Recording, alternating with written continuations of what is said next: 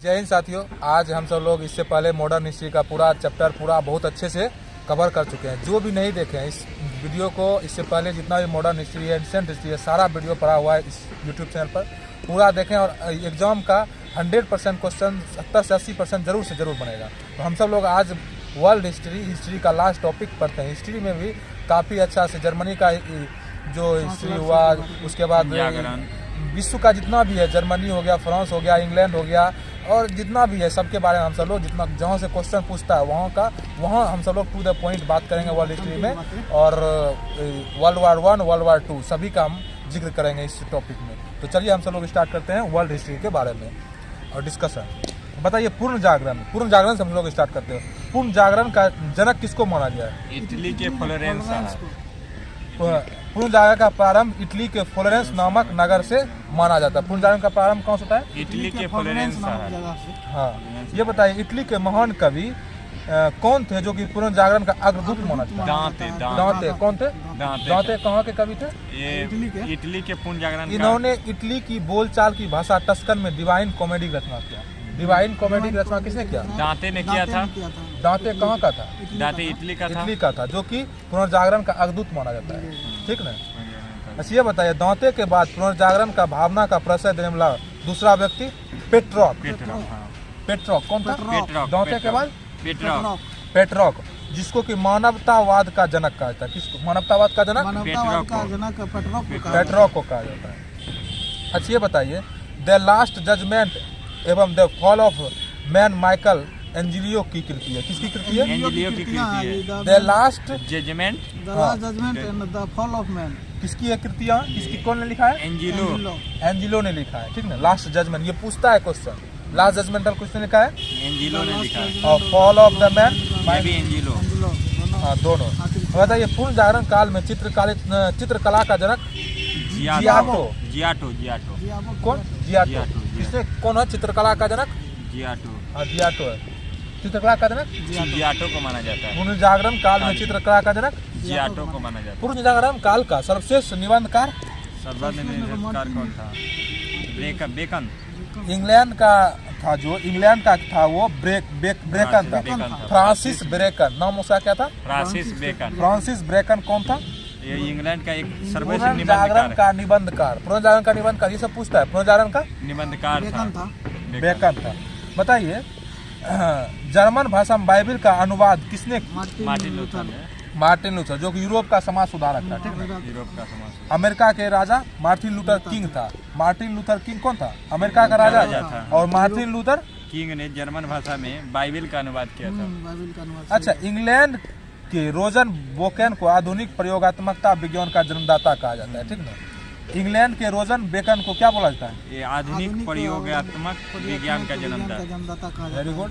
अब धर्म सुधार आंदोलन के बारे में देख लेते हैं, जो कि पूर्ण जागरण के समय में हुआ था। 16वीं शताब्दी में जर्मन के मार्टिन लूथर के नेतृत्व में एक महान धर्म सुधारक आंदोलन की शुरुआत हुई। किसके नेतृत्व में धर्म सुधार आंदोलन की शुरुआत हुई? मार्टिन लूथर के मतलब कि नेतृत्व में धर्म सुधार आंदोलन की शुरुआत हुई। कब? 16वीं शताब्दी में। ठीक ना? जिसमें पोप और वैज्ञानिक कैथोलिक चर्च की निरंकुश सत्ता के मतलब की सीधा चुनौती पोप और कैथोलिक को चुनौती दिया। ठीक ना? चुनौती दिया। इस विद्रोह के परिणाम स्वरूप प्रोटेस्टवाद की उत्पत्ति हुई थी। इस मतलब कि विद्रोह के 16वीं शताब्दी में जो मार्टिन लूथर के नेतृत्व में एक महान धर्म सुधार आंदोलन जो हुआ, ये किसके विरुद्ध में हुआ था? कैथोलिक चर्च की निरंकुश। पोप के वैज्ञानिक एवं कैथोलिक के चर्च की निरंकुश था ना, उसी को चुनौती दिया। इस विद्रोह के परिणाम स्वरूप किसकी उत्पत्ति हुई थी? प्रोटेस्टेंटवाद की। धर्म सुधार आंदोलन में धर्म के मूल रूप के लिए चुनौती नहीं थी। ठीक ना? विरोध केवल व्यवहार एवं क्रियान्वयन का था। किसी ने भी ईसा मसीह बाइबिल आदि में अनास्था प्रकट नहीं की थी। मतलब कि धर्म सुधार में किसी भी बाइबिल और ईसा मसीह में कोई भी मतलब अनास्था प्रकट नहीं किया था। सबको आस्था था, लेकिन वो कहाँ का राजा जो निरंकुश था उसके प्रति उन्होंने विद्रोह कर दिया। ठीक है? उस विद्रोह के कारण क्या उत्पन्न होता है? प्रोटेस्टवाद का उत्पन्न होता है। ठीक ना? जर्मनी में धर्म सुधार 16वीं शताब्दी में होता है।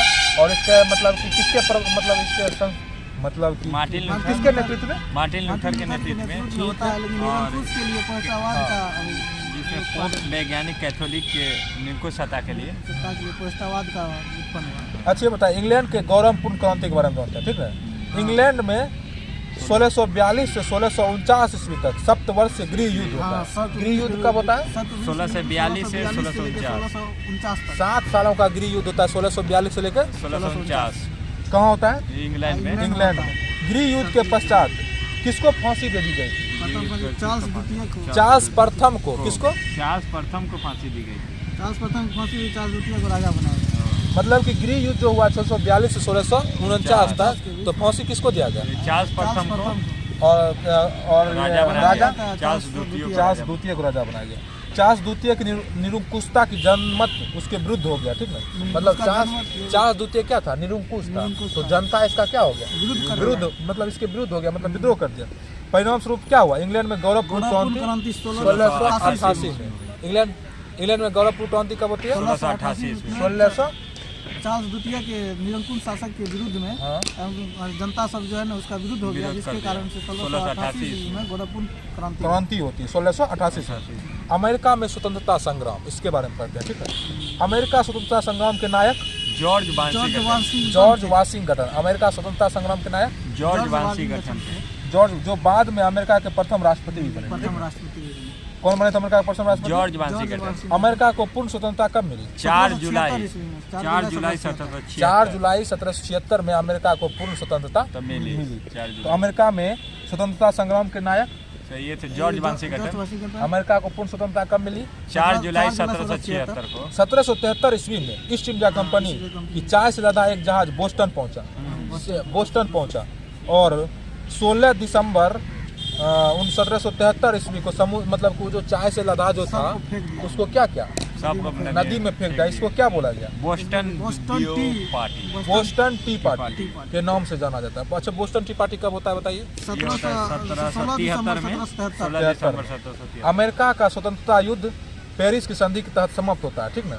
अमेरिका का स्वतंत्रता युद्ध कब होता है? 1783 में। 1783 ईस्वी में अमेरिका का स्वतंत्रता युद्ध होता है। पेरिस के संधि से ये समाप्त होता है।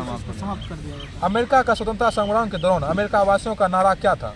प्रतिनिधित्व नहीं तो कर नहीं। इसका मतलब क्या होता है समझो? कर नहीं देता है प्रतिनिधित्व। इसका मतलब कोई प्रतिनिधित्व नहीं करने वाला रहेगा। मतलब कि इंग्लैंड में जो चुनाव होता था, मतलब वहाँ मेरा प्रतिनिधित्व रहना चाहिए। अगर प्रतिनिधित्व मेरे अगर देश का कोई आदमी वहाँ नहीं है तो हम वो कर नहीं देंगे, कोई भी कर नहीं देंगे। तो वहाँ का नारा क्या था? प्रतिनिधित्व नहीं तो कर नहीं। कहाँ का था? ये अमेरिका का नारा था। अमेरिकी वासियों का नारा था अमेरिका स्वतंत्रता संग्राम के दौरान, ठीक ना। ये बताइए, अमेरिकी फिलोसफिकल सोसाइटी का स्थापना बेंजामिन फ्रैंकलिन ने किया था। बेंजामिन फ्रैंकलिन ने क्या किया था? फिलोसफिकल सोसाइटी की अमेरिका फिलोसफिकल सोसाइटी की स्थापना बेंजामिन फ्रैंकलिन ने की था। संसार में सर्वप्रथम लिखित संविधान अमेरिका का है। ये कब लागू हुआ? 1789 अमेरिका में संविधान कब लागू हुआ? 1789। ये सबसे बड़ा लिखित संविधान है वर्ल्ड का। संसार में सर्वप्रथम नहीं, संसार में सर्वप्रथम। अगर बोलेगा वर्ल्ड का सबसे बड़ा लिखित संविधान तो भारत का, लेकिन बोलेगा संसार में सर्वप्रथम किसका था? ये अमेरिका का था। ऐसे अगर बोलेगा संसार में सबसे बड़ा लिखित संविधान तो भारत का हो जाएगा। ये बताइए, फ्रांस की राज्य की क्रांति पड़ता है, ठीक है।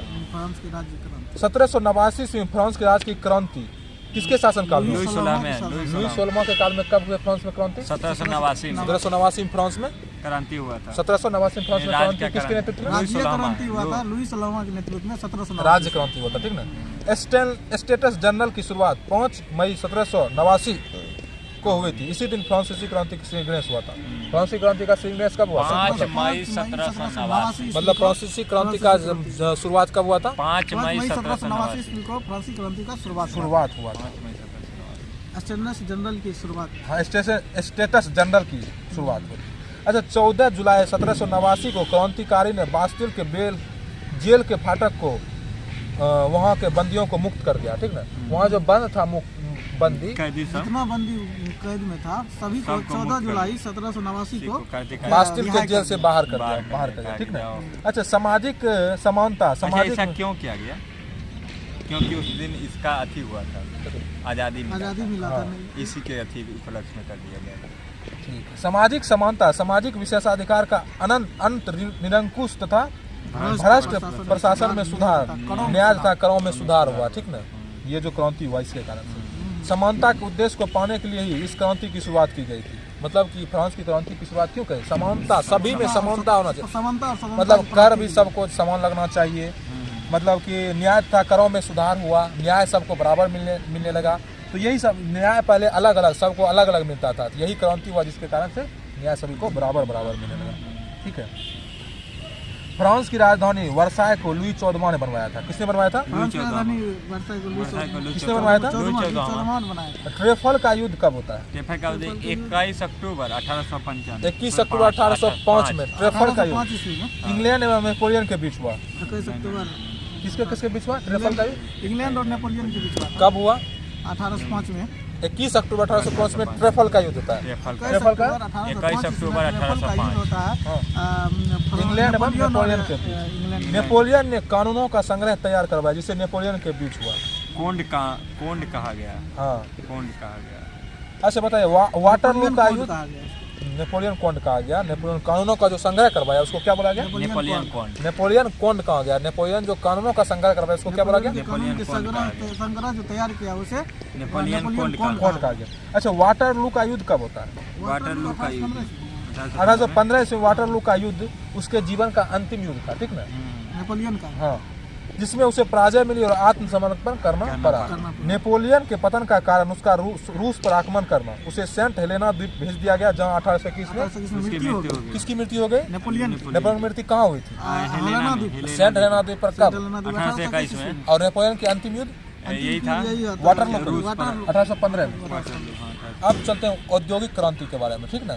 औद्योगिक क्रांति के बारे में हम जानते हैं। बताइए, विश्व में सर्वप्रथम औद्योगिक क्रांति कहाँ हुई? इंग्लैंड में। क्योंकि इंग्लैंड के पास अधिक उपनिवेश के कारण पर्याप्त कच्चे माल और पूंजी की अधिकता थी। तो पूछा जाएगा सबसे पहला औद्योगिक क्रांति कहाँ हुई थी?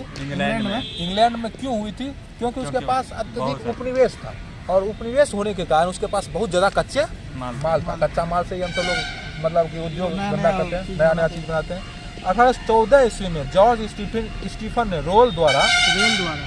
रेल द्वारा खानों से बंदरगाह तक कोयला ले जाने के लिए भाप इंजन का प्रयोग किया। कब क्या भाप इंजन का? 1814 में जॉर्ज स्टीफन के द्वारा रेल के द्वारा कारखानाओं का रेल द्वारा खानों से बंदरगाहों तक कोयला ले जाने का मतलब भाप इंजन का प्रयोग। मतलब कि एक जगह दूसरे जगह भाप इंजन का प्रयोग किया कोयला ले जाने के लिए 1814 ईस्वी में। ठीक ना?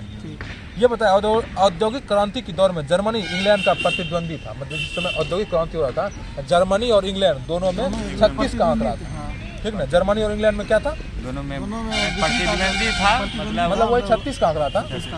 औद्योगिक क्रांति के दौरान बहुत आविष्कार हुआ था। ठीक ना? जिसमें कि स्निपिंग जेनी जेम्स हार्ग्रीव्स ने किया था। Water frame recharge Arkwright. Power loom का आविष्कार किसने? Edmund Cartwright. वास्प इंजन का आविष्कार ये James Watt. Safety lamp Humphry safety lamp का आविष्कार कब हुआ था? ये हुआ था 1815 में। और जेम्स वाट जो वास्प इंजन 1769 में। इसको याद रखिए इसमें। ठीक है? बताइए, अब जर्मन का एकीकरण के बारे में जानते हैं। ठीक है? जर्मनी का एकीकरण के बारे में समझते हैं। बताइए, जर्मनी का एकीकरण बिस्मार्क ने लोह एवं रक्त नीति का अनुसरण करते हुए बिस्मार्क प्रशा के शासक विलियम प्रथम का प्रधानमंत्री। ठीक ना? विलियम प्रथम प्रधानमंत्री था विलियम प्रथम बिस्मार्क। अच्छा, लोह और मतलब क्या होता है इसमें? लोह एवं रक्त की नीति दिल्ली सल्तनत में किसने स्टार्ट किया था? बलबन ने किया। अच्छा, ये बताइए, जर्मनी में राष्ट्रीयता की भावना जगाने का श्रेय किसको जाता है? नेपोलियन। जर्मनी में राष्ट्रीयता का भाव जगाने का श्रेय किसको जाता है? नेपोलियन को जाता है। अच्छा, ये बताइए, नेपोलियन ने छोटे छोटे राज्यों को मिलाकर कितने राज्यों का एक संघ बनाया? 39 राज्यों का 39 राज्यों का एक संघ बनाया नेपोलियन ने। छोटे छोटे राज्यों को मिलाकर 39 राज्य। और इस राज्य को क्या कहा गया? राइन संघ कहा गया। क्या कहा गया? राइन संघ कहा गया। बताइए, जर्मनी के आर्थिक राष्ट्रवाद का पिता? जर्मनी का फ्रेडरिक लिस्ट। जर्मनी के आर्थिक राष्ट्रवाद का पिता किसको कहा? फ्रेडरिक लिस्ट को कहा। आर्थिक राष्ट्रवाद के पिता फ्रेडरिक लिस्ट को माना जाता है। बताइए, 1815 से 1850 ईस्वी के बीच जर्मनी साम्राज्य और ऑस्ट्रिया का आधिपत्य था।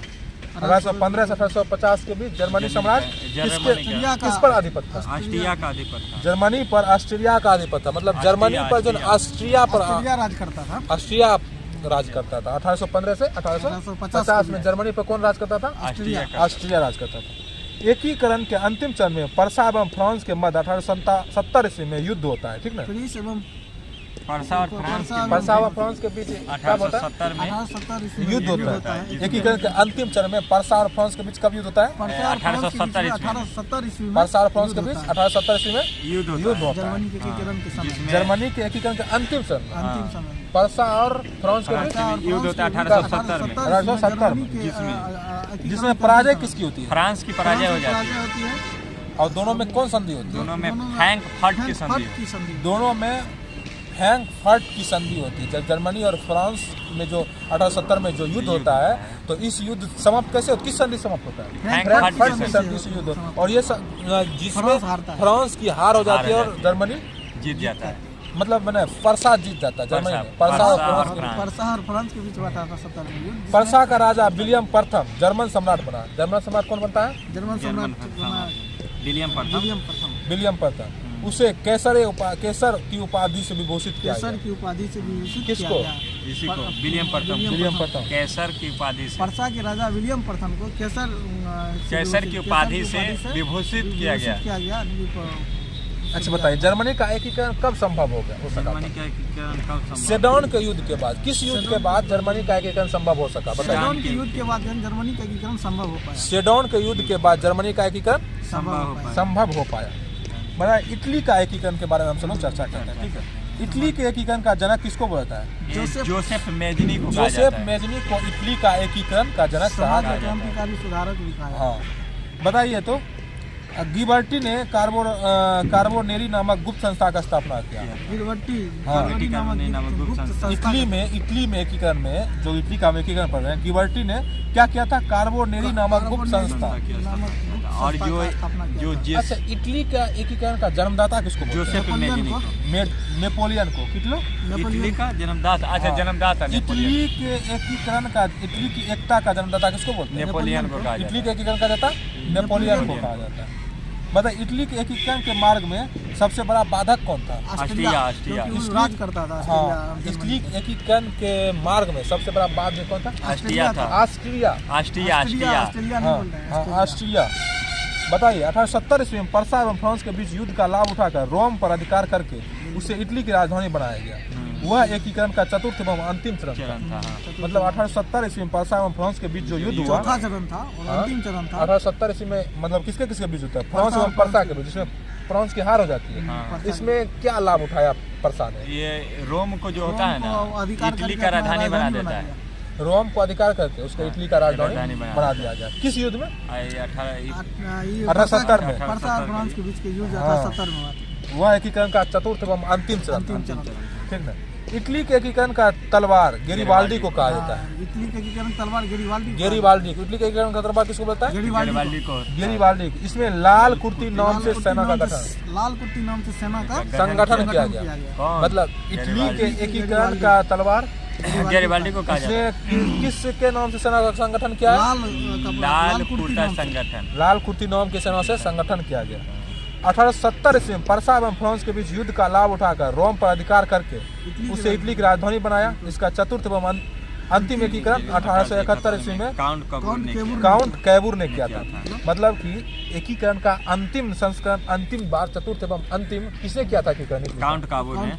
पूछेगा, इटली का एकीकरण में अंतिम योगदान किसने दिया था? काउंट कैबूर ने। कब?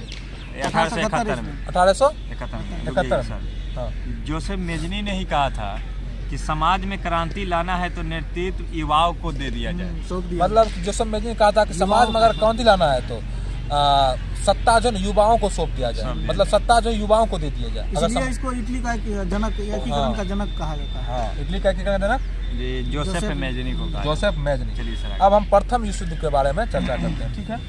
प्रथम विश्व युद्ध की शुरुआत कब हो गई? 28 जुलाई 1914 को। इसका तत्कालिक कारण क्या था? तत्कालिक कारण था कि ऑस्ट्रिया का राजकुमार जो था ना, फर्नेड। इसका तत्कालीन कारण था ऑस्ट्रिया का राजकुमार जो था कॉर्नेड की वेस्टिनिया की राजधानी सेराजोवे में हत्या कर दी गई थी, ठीक है? हाँ, बोस्निया की राजधानी सेरोजेवो में हत्या कर दिया था। बोस्निया की राजधानी सेरोजेवो में इसका हत्या कर दिया गया था। प्रथम विश्व संपूर्ण विश्व दो खेमे में बच गया, मित्र राष्ट्र ध्रुवी राष्ट्र और ध्रुवी राष्ट्र। बताइए तो ध्रुवी राष्ट्र नेतृत्व जर्मनी ने किया, ध्रुवी राष्ट्र का नेतृत्व किसने किया? जर्मनी ने किया। और मित्र राष्ट्र का नेतृत्व इसको इटली किया। कौन किया था? रूस के।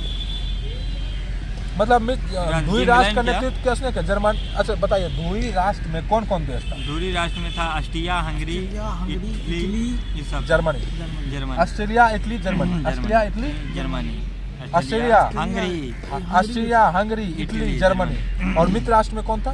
ये मित्र था इंग्लैंड, जापान, संयुक्त राज्य अमेरिका, रूस, फ्रांस। इंग्लैंड, जापान, संयुक्त राज्य अमेरिका, रूस, फ्रांस। इंग्लैंड, जापान, संयुक्त राज्य अमेरिका, रूस और फ्रांस। मतलब मित्र राष्ट्र में 5 देश था, ठीक ना? और ध्रुवी राष्ट्र में 4 देश, Germany, Australia, Hungary, Italy. Germany, Australia, Hungary, Italy. ध्रुवी राष्ट्र में 4 गो। अब मित्र राष्ट्र में 5 गो। मित्र राष्ट्र में कौन कौन था? एक रूस, फ्रांस, अमेरिका, इंग्लैंड था, उसके बाद 4 गो हो गया। एक तो हो गया आपका जापान। जापान था। बताइए, प्रथम विश्व युद्ध के दौरान जर्मनी ने रूस पर आक्रमण कर दिया था, ठीक ना? प्रथम विश्व युद्ध के दौरान जर्मनी ने क्या किया था? रूस पर आक्रमण कर दिया था 1 अगस्त 1914 में। एवं फ्रांस पर आक्रमण कब किया था? 3 अगस्त 1914 में। मतलब प्रथम विश्व युद्ध में जर्मनी सबसे पहले आक्रमण किस पर कर दिया था? रूस पर। उसके बाद फ्रांस पर भी आक्रमण कर दिया जर्मनी। 3 को फ्रांस पे, 1 को रूस पे। 1 अगस्त को फ्रांस पर, रूस पर और 3 पर फ्रांस पर 1914 में जर्मनी ने आक्रमण कर दिया था। प्रथम विश्व युद्ध की समाप्ति कब हो गई? 11 नवंबर 1918 को किस सम्मेलन में? पेरिस शांति सम्मेलन। 11 नवंबर 1918 को पेरिस शांति सम्मेलन में अमेरिका के राष्ट्रपति वुडरो विल्सन और ब्रिटिश प्रधानमंत्री लॉर्ड जॉर्ज तथा फ्रांसीसी प्रधानमंत्री जॉर्ज केलेमेसो की भूमिका महत्वपूर्ण रही। वर्साई की संधि कब होती है? 28 जून 1919 ईस्वी को। 28 जून 1919 ईस्वी को जर्मनी के साथ हुई। कब होती वर्साई की संधि? 28 जून 1919 1919 को। कब होती है? 28 जून 1919 को जर्मनी का संधि होता है। 1919 को वर्साई की संधि होती है। हाँ। जर्मनी के साथ वर्साई की संधि होता है। और इसके साथ ही प्रथम विश्व युद्ध का निपटारा हो जाता है। युद्ध के बाद विश्व में शांति की स्थापना के लिए अंतर्राष्ट्रीय संस्था राष्ट्र संघ की स्थापना कब हुआ? 1920 में अंतर्राष्ट्रीय संस्था राष्ट्र संघ की स्थापना 1920 में किया गया, ठीक ना? तो प्रथम विश्व युद्ध कैसे समाप्त होता है? वर्साई की संधि। वर्साई की संधि कब होती है? 28 जून 1919। अब रूस की क्रांति के बारे में पढ़ते हैं, ठीक ना? रूस के शासक को जार कहा जाता था। रूस के शासक को क्या कहा जाता है? जार। यह जारशाही व्यवस्था मार्च 1917 ईस्वी में रूसी क्रांति का फलस्वरूप समाप्त हुई। जारशाही व्यवस्था कब समाप्त होती है? मार्च 1917। जारशाही व्यवस्था मार्च 1917। मार्च 1917 में रूसी क्रांति के फलस्वरूप समाप्त हो जाती है। रूसी क्रांति का तत्कालीन कारण क्या था? विश्व युद्ध में रूस की पराजय। प्रथम विश्व युद्ध में रूस की पराजय थी, जबकि रूस किससे था? मित्र राष्ट्र में था। और रूस की पराजय होगी प्रथम विश्व युद्ध में, ठीक ना? रूस की पराजय थी जिसमें कि उसकी पराजय हो जाती। रूस क्रांति का तत्कालीन कारण क्या था? मतलब प्रथम विश्व युद्ध में रूस की पराजय हो जाती। इसका मतलब कि रूस की क्रांति का प्रथम मतलब कि ये तत्कालीन कारण था। 1 जार 1 चर्च और 1 रूस का नारा किसने दिया था? निकोलस द्वितीय ने दिया था। 1 जार, बोलिए 1 जार 1 चर्च एक रूस का नारा किसने दिया? निकोलस द्वितीय ने। रूस में साम्यवाद की स्थापना कब होती है? 1898 में रूस में साम्यवाद की स्थापना होती है। साम्यवाद की स्थापना रूस में कब होती है? 1898 में। रूस में सबसे अधिक जनसंख्या रूस में सबसे किस लोगों की? सलाव लोगों की रूस में सबसे अधिक जनसंख्या थी। सलाव लोगों की रूस में सबसे अधिक जनसंख्या थी। बताइए तो कार्ल मार्क्स का आजीवन साथी फ्रेडरिक एंगल्स दुनिया के मजदूरों को नारा क्या दिया था? कार्ल मार्क्स ने क्या नारा दिया था? फ्रेडरिक एंगल्स दुनिया के मजदूरों का एक। कार्ल मार्क्स का आजीवन साथी था जो कि फ्रेडरिक एंगल्स दुनिया के मजदूरों को एक हो का नारा कार्ल मार्क्स ने दिया था। एक हो का नारा दिया था। दुनिया के मजदूरों एक हो कहा था। दुनिया के मजदूरों एक हो का नारा किसने दिया था? कार्ल मार्क्स ने दिया था। अब देखिए, इटली का फांसीवाद का उदय के बारे में हम सब चर्चा करते हैं, जो कि एग्जाम में पूछता है। तो इटली के फांसीवाद का उदय कैसे होता है, हम सब लोग चर्चा करते हैं। बताइए, प्रथम विश्व युद्ध के बाद इटली के मित्र राष्ट्रों से असंतुष्ट मतलब प्रथम विश्व युद्ध के बाद इटली की मित्र राष्ट्रों से असंतुष्ट संतुष्टि था। तथा युद्ध के बाद सैनिकों की छटनी से उत्पन्न अराजकता आ जाता है, ठीक है। मतलब इटली के मित्र राष्ट्रों से असंतुष्ट है, इटली के जो मित्र राष्ट्र से असंतुष्ट था और युद्ध में जो मतलब सैनिकों का छटनी हो रहा था, छटनी जो मरा हुआ था तो उससे अराजकता की स्थिति को सुधारने लिस मॉलिसिस ने भूतपूर्व सैनिक की मदद से मिलान में एक संगठन बनाया जिसे फासिस्ट कहा जाता है। मतलब फासिस्ट किसे कहा जाता है? देखिए इटली में फांसीवाद का जो उदय होता है, फासिस्ट किसे कहा जाता है इसके बारे में जान लीजिए। बहुत मतलब कि ये बहुत लोग नहीं समझ पाते हैं फासिस्ट क्या होता है, हम भी नहीं समझ तो बताइए। देखिए फासिस्ट क्या होता है कि जैसे कि प्रथम विश्व युद्ध के बाद जो इटली में मित्र राष्ट्र इटली क्या था? असंतुष्ट था, क्योंकि सैनिक इसका ज्यादा मरा था तथा युद्धपरांत सैनिकों की छटनी हो रहा था। छटनी के बाद जो है छटनी जब हो रहा था, इस स्थिति को सुधार मतलब कि अराजकता फैल गया, ठीक है। छटनी जो रहा था इससे क्या अराजकता फैल ही जाएगा। इस स्थिति को सुधारने लिस मॉलिसिस ने भूतपूर्व सैनिक का मदद किया। इस स्थिति को सुधारने के लिए क्या किया? मतलब कि भूतपूर्व सैनिक का जो रिटायर्ड था उससे मदद किया। मतलब कि सैनिक की मदद से मिलान में ऐसे संगठन बना, मतलब एक संगठन बनाता है, ठीक ना। मतलब कि उसको अराजकता हो गया, उसके बाद उसके सैनिक को छटनी करने लगा, इसी कारण अराजकता हो गया। इसको सुधारने के लिए एक संगठन बनाता है भूतपूर्व सैनिक से मिलकर, ठीक ना, जिसे फासिस्ट कहा गया, ठीक ना। क्या कहा गया? फासिस्ट कहा गया। फांसीवाद दल के स्वयंसेवक कौन थे? मतलब क्या कपड़ा पहन, कौन कपड़ा पहनते? काली कमीज पहनते थे। फांसीवाद के स्वयंसेवक क्या पहनते थे? काला कमीज। फांसीवाद शब्द कहाँ का मूल है? इतालवी है। फांसीवाद कहाँ का मूल शब्द है? इसका प्रयोग सर्वप्रथम बेनिटो मुसोलिनी के नेतृत्व में चलाए गए आंदोलन के लिए किया गया था। बेनिटो मुसोलिनी के नेतृत्व में चलाए गए आंदोलन के लिए किया गया था। फासिस्ट का मतलब सब समझे। मुसोलिनी के उसके सहयोगी ड्यूएस कहते थे। मुसोलिनी के उसके सहयोगी क्या कहते थे? ड्यूएस। मुसोलिनी ने 10 जून 1939 को द्वितीय विश्व युद्ध दौरान मित्र राष्ट्रों के विरुद्ध युद्ध की घोषणा कर दिया। मुसोलिनी मित्र राष्ट्रों के विरुद्ध युद्ध किया 10 जून 1939। हाँ, मित्र राष्ट्रों के विरुद्ध युद्ध किया। युद्ध की घोषणा किसने कर दिया था? मुसोलिनी ने कर दिया। जो कि इटली पहले क्या था? मित्र राष्ट्र में ही था ना पहले इटली था, उसी के विरुद्ध। लेकिन उसके विरुद्ध जो है ना मुसोलिनी क्या था? मित्र राष्ट्र के विरुद्ध युद्ध की घोषणा कर दिया। और द्वितीय विश्व युद्ध में इटली कहाँ चल जाता है? मित्र मतलब धुरी राष्ट्र में चल जाता है ना। नहीं सर, नहीं जाएगा।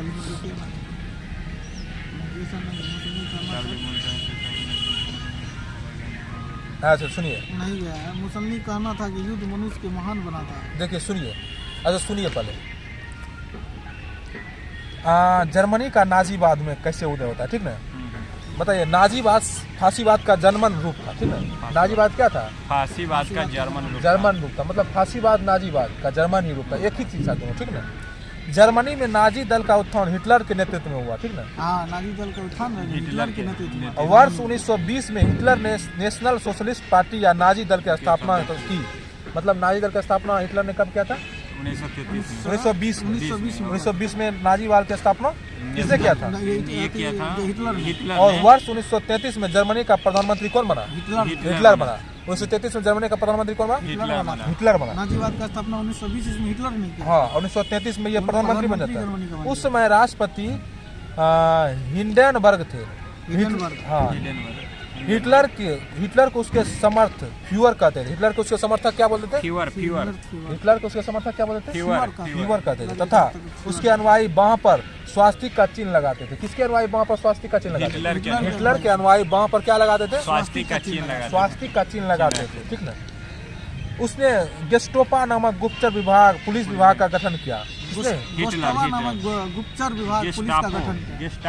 गेस्टापो नामक गुप्तचर पुलिस विभाग का गठन किसने किया था? हिटलर ने किया। गेस्टापो नामक गुप्तचर नामक पुलिस का, ठीक है। उसके बाद देखिए, चांसलर बनने के बाद हिटलर ने राष्ट्रसंघ की सदस्यता त्याग दी। चांसलर जैसे ही बना हिटलर तो उसने क्या किया? राष्ट्रसंघ की सदस्यता त्याग दिया तथा वर्ष 1935 में पुनः सशस्त्रीकरण की घोषणा किया, ठीक ना। 1935 में सशस्त्रीकरण की घोषणा किया। कौन किया? हिटलर ने सशस्त्रीकरण की घोषणा कब किया? 1935 में। एक राष्ट्र एक नेता एक हिटलर का नारा किसने दिया? हिटलर ने दिया था। एक राष्ट्र एक नेता का नारा किसने दिया था? हिटलर ने दिया था। उसकी आत्मकथा का नाम क्या? माई कैंप। मेरा संघर्ष। मेरा संघर्ष की आत्मकथा किसकी है? हिटलर का। हिटलर की। अब देखिए द्वितीय विश्व युद्ध पढ़ते हैं, उसके बाद वर्ल्ड हिस्ट्री का टॉपिक समाप्त हो जाता है और इतना ही क्वेश्चन वर्ल्ड हिस्ट्री में आता है, इससे ज़्यादा पढ़ने की जरूरत नहीं है हम सब लोग के एग्जाम में। तो देखिए द्वितीय विश्व की शुरुआत कब होती है? द्वितीय विश्व की शुरुआत 1 सितंबर 1939 को होती है। 1 सितंबर 1939 को। इसका तत्कालीन कारण? इसका तत्कालीन कारण जर्मनी तथा पोलैंड पर आक्रमण। जर्मनी द्वारा पोलैंड पर आक्रमण था। पूछेगा द्वितीय विश्व युद्ध का तत्कालीन कारण क्या था? जर्मनी द्वारा पोलैंड पर आक्रमण। जर्मनी द्वारा पोलैंड पर आक्रमण। द्वितीय विश्व युद्ध का तत्कालीन कारण? जर्मनी द्वारा पोलैंड पर आक्रमण। ठीक है। यह युद्ध 6 वर्षों तक चलता है और 14 अगस्त 1945 को जापान के आत्मसमर्पण के बाद यह युद्ध समाप्त हो जाता है। किसके समर्पण के बाद? ये जापान के समर्थन। कब समाप्त होता है? 14 अगस्त 1945। इस युद्ध में एक और सोवियत रूस, इंग्लैंड, फ्रांस, अमेरिका, चीन तथा अन्य राष्ट्र थे। इन्हें मित्र राष्ट्र कहा गया। मित्र राष्ट्र किसको किसको कहा गया द्वितीय विश्व में? सोवियत रूस, इंग्लैंड, फ्रांस, अमेरिका, चीन और अन्य राष्ट्र। और दूसरी ओर से Germany, Japan, Italy. Germany, Japan, Italy किसमें था? धुरी राष्ट्र में। और पहली बार धुरी राष्ट्र में कौन कौन था? पहली बार धुरी राष्ट्र में 4 था। Germany, Austria, Hungary, Italy. और इटली इसमें भी मतलब कि धुरीय राष्ट्र में है। लेकिन इटली ने क्या किया था? विरुद्ध मतलब किस राष्ट्र के? मित्र राष्ट्र के विरुद्ध युद्ध की घोषणा कब किया था? 10 जून 1939 को मित्र राष्ट्र के विरुद्ध। ठीक ना? इटली दोनों में धुरी राष्ट्र में था। द्वितीय विश्व युद्ध के दौरान अमेरिका ने 6 अगस्त 1945 को जापान के शहर हिरोशिमा पर बम गिरा दिया एटम बम, और 9 अगस्त 1945 को नागासाकी पर लिटिल बॉय। नहीं, उल्टा हो गया। लिटिल बॉय 9 अगस्त 1945 को। अच्छा। और नागासाकी शहर पर फैट मैन नामक एटम बम का प्रयोग किया गया। 6 अगस्त को जो है लिटिल बॉय और 9 अगस्त को है फैट मैन। अच्छा, 6 अगस्त को लिटिल बॉय, 9 अगस्त को फैटमैन गिराया। 9 अगस्त को फैटमैन गिराया गया था 1945 में। ठीक ना? 6 अगस्त को क्या गिराया गया था? लिटिल बॉय बम। और 9 अगस्त को फैटमैन। 9 अगस्त को फैटमैन कहाँ गिराया था? हिरोशिमा, एगो गिराया गया था सर आपको हिरोशिमा शहर, एगो नागासाकी। पहला 6 अगस्त को कहाँ गिराया था? 6 अगस्त हिरोशिमा शहर पर। 9 अगस्त को नागासाकी शहर। पहला लिटिल बॉय, दूसरा फैटमैन। ठीक ना? द्वितीय विश्व युद्ध में मित्र राष्ट्र द्वारा पराजित होने वाला अंतिम देश ये था जापान। मित्र राष्ट्र के द्वारा पराजित होने वाला अंतिम देश कौन था? जापान जो था द्वितीय विश्व युद्ध में सबसे लास्ट में पराजित हुआ था। ठीक ना? जो कि अंतिम देश था। और देखिए इस तरह से हमारा विश्व युद्ध मतलब प्रथम विश्व युद्ध, द्वितीय विश्व युद्ध और जितना भी उदय हुआ था, नाजीवाद, फासिस्टवाद, सब पढ़ लिए। अब जो द्वितीय विश्व युद्ध का सबसे बड़ा योगदान क्या था?